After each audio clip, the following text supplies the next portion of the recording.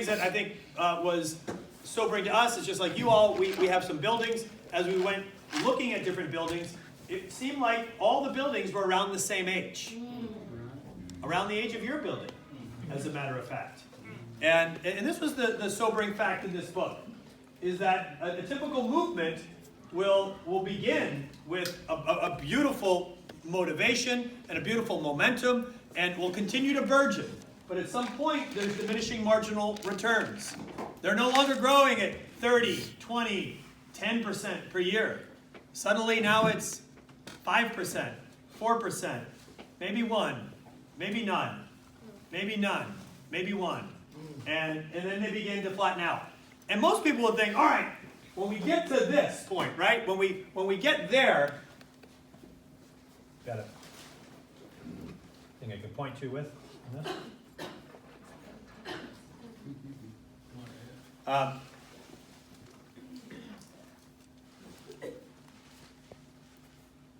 So when we get to, it's coming, you'll see, it's going to be really cool when it comes. You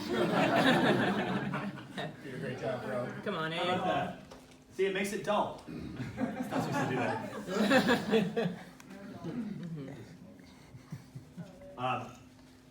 Most people would think, though, when you get to the leveling off mark, like we say, oh my goodness, like our church has kind of stayed at the same membership now for a few years.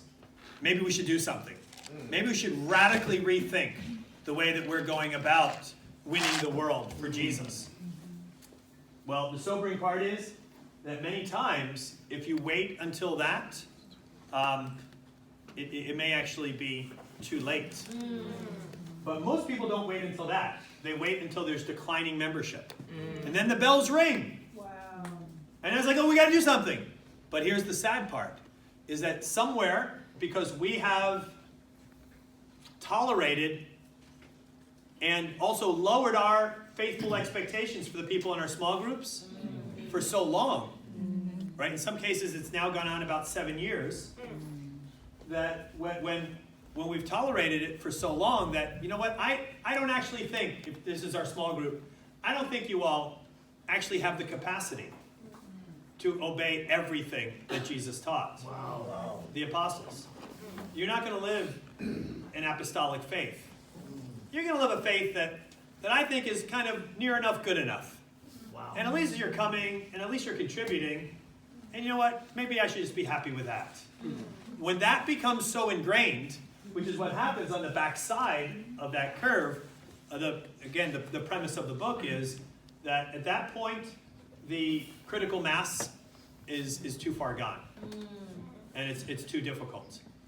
As a movement, we're coming up to that dotted line. Wow. And we need to be sobered by that. Yeah. We need to be radically sobered by that. In North America, Canada, and US this past year, of all of the churches, I don't know how many there are, somewhere north of 300 though. Of all of those churches, the percentage that grew was not 50%. And it was not greater than 50%. Wow. The percentage that grew was 44%. Wow. And we should be sobered by that. Yeah. Our entire fellowship grew by about 1.3%.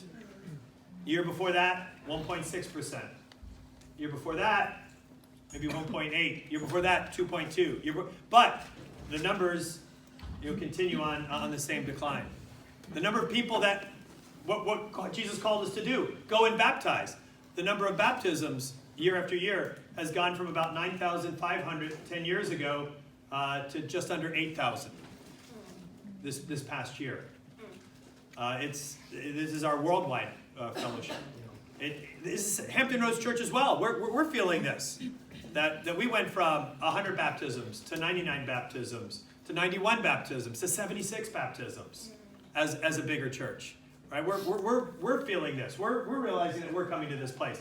We are all so interconnected that it would scare us if we didn't believe in the Holy Spirit, keeping us in absolute unity. But yet, as one part suffers, all parts suffer. Right.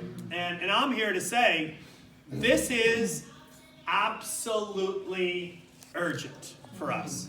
This is not just me coming saying, hey, you know what, good to be here, and if I could impart a little bit of encouragement your way to make. No, I'm saying save this movement of Jesus.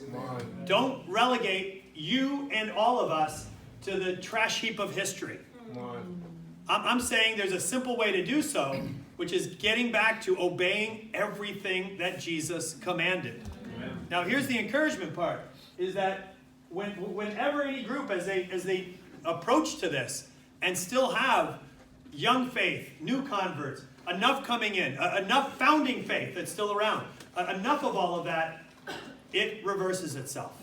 And it's able to have a brand new growth curve, a brand new life cycle, so to speak.